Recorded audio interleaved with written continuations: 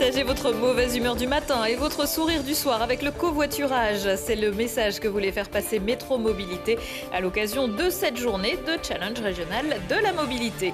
La Norvégienne Ada Egerberg, qui évolue à l'OL, ne participe pas à la Coupe du Monde parce qu'elle réclame plus d'égalité entre les femmes et les hommes, mais elle était à Grenoble. Et puis d'égalité des sexes, il en était également question dans les locaux de la métropole où ont été reçus les jeunes qui ont participé à un appel à projet et réalisé affiches, jeux et même inventer un sport. Bonsoir à tous, bienvenue dans ce JT du jeudi 6 juin 2019. Toutes les heures à partir de 18h, l'essentiel de l'actualité du Grand Grenoble en moins de 10 minutes. Au travail, j'y vais autrement. Près de 550 établissements isérois, des collectivités aux entreprises participaient ce jeudi au challenge régional de la mobilité. Des initiatives collectives, mais aussi personnelles, en bus, en tram, à vélo, en trottinette, à pied ou en covoiturage. Tous les moyens étaient bons pour promouvoir les modes de transport alternatifs et laisser sa voiture individuelle au garage, même si le chemin reste encore long à parcourir. Ce matin, à Cessiné-Parisé, dans la descente du Vercors, Métro Mobilité distribuait des flyers d'information en visant un point sensible, le porte-monnaie, et distribuer également des faux billets de 50 € comme celui-ci. Bravo, vous faites du covoiturage. Eh oui, merci. Voilà, et avec ça, vous pouvez gagner de l'argent. Ça, l'objectif, effectivement, c'est d'avoir un peu plus de monde dans les voitures, donc de limiter le nombre de voitures, de limiter la pollution, de faire des économies aux personnes et surtout, le message aussi qu'il faut faire passer, c'est que c'est pas tous les jours. De le faire déjà une seule fois par semaine, ça serait déjà pas mal, effectivement, de pratiquer le covoiturage une fois par semaine. Et surtout, on n'est pas marié avec son covoitureur. On peut changer tous les jours. Il y a des plateformes pour ça qui peuvent mettre en relation des personnes pour trouver des covoitureurs, notamment la plateforme régionale Auvergne-Rhône-Alpes qui s'appelle Movici, qui est vraiment dédiée au trajet domicile-travail. Dans le cadre de cette distribution, on a plutôt des bons retours, mais effectivement, c'est une pratique qui est assez récente. Les gens sont au courant de la pratique du covoiturage sur de la longue distance, mais effectivement sur du trajet domicile-travail, c'est une pratique qui est encore assez peu développée. Et d'où l'objectif de cette opération, de faire connaître cette pratique et d'amener à ce qu'elle soit développée.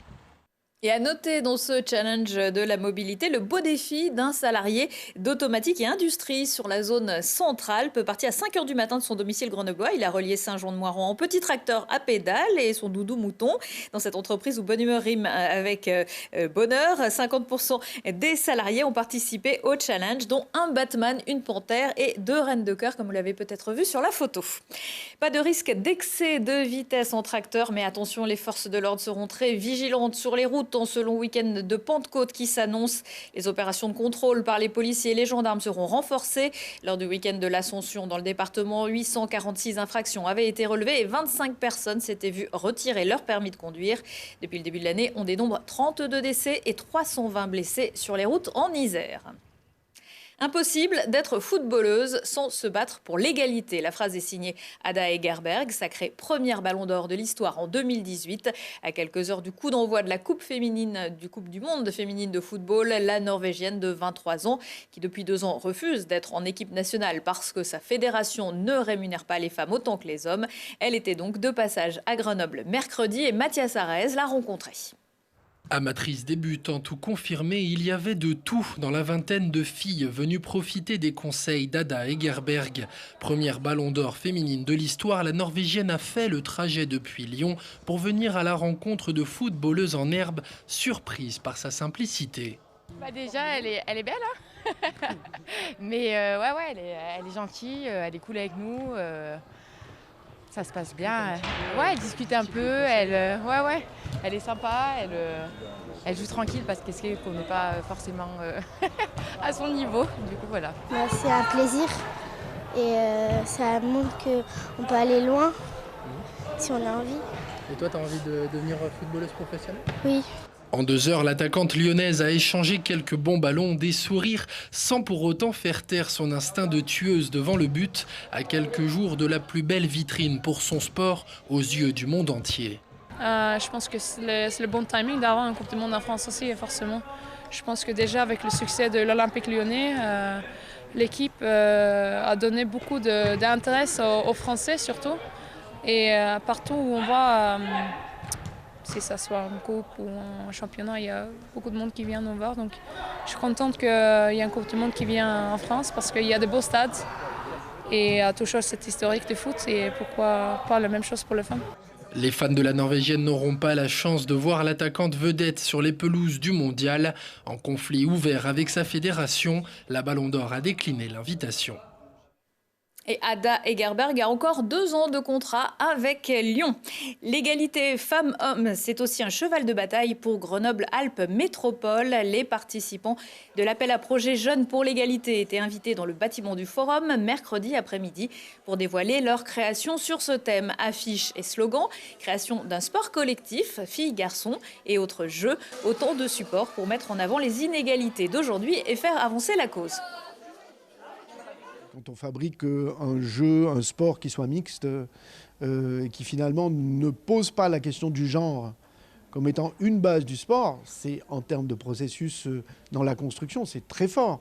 Donc ça veut dire qu'il se passe des choses au moment de la construction du projet, où ce qui devient naturel pour eux, c'est finalement le fruit d'un cheminement de la discussion intellectuelle avec les enseignants, avec la maison de l'égalité femmes-hommes, qui est une maison métropolitaine aujourd'hui, tout simplement pour faire tomber ces stéréotypes. Et eux-mêmes s'aperçoivent que finalement tout cela n'a pas de sens. Finalement, pourquoi on fait jouer les hommes ensemble et les femmes ensemble? On peut trouver aussi des sports où les femmes et les hommes jouent ensemble. Donc c'est très fort comme processus parce que ça casse, encore une fois, finalement des idées complètement préconçues et qu'on pourrait considérer comme finalement ayant du sens, mais qui n'en ont pas. Et les enfants sont repartis avec des places pour la Coupe du Monde féminine de foot au Stade des Alpes et le match Nigeria-Corée du Sud. Conséquence de la descente du FCG en Pro D2. Dans un communiqué cet après-midi, le club de rugby de Grenoble a officialisé le départ de Dewald Sénécal, qui était jusqu'à présent entraîneur des Avants. À 38 ans, le Sud-Africain va rejoindre le Stade français. Le nom de son remplaçant n'a pas encore été communiqué. En revanche, Stéphane Glas reste entraîneur et devient même entraîneur en chef, toujours secondé de Cyril Villain, Jean-Noël Perrin et Jérôme Vernet. Reste à connaître l'effectif joueur dans un contexte économique compliqué. 40 concurrents venus de 14 pays, 5 boucles de 60 km en moins de 16 heures chacune, 25 000 mètres de dénivelé positif sur un terrain non balisé, le tout en autonomie et avec seulement une boussole. Ah, j'oubliais, ce n'est que ce soir à minuit que ces dangereux dingues découvriront le parcours que leur a concocté Benoît Laval pour cette 3e édition de la Chartreuse Terminorum. L'an passé, seuls 4 concurrents ont réussi à boucler seulement 2 tours autour du monastère de la Grande Chartreuse. Cette course s'inspire de la Barclay aux États-Unis qui a dû attendre la 10e édition pour connaître son premier finisher. Beaucoup plus cool, même si ça reste très sportif, l'Euro Nordic Walk Vercors.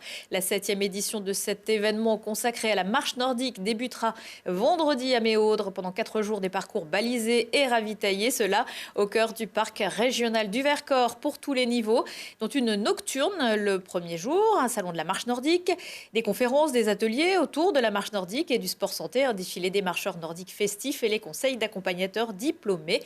La marche nordique, ce sera le thème du prochain Faites le test avec Laurie Baillet lundi à 19h45.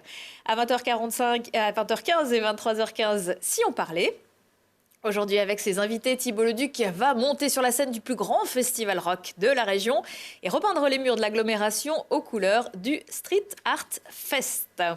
Prochain rendez-vous avec l'actualité dans 1 heure et en replay sur télégrenoble.net. Très belle soirée à tous.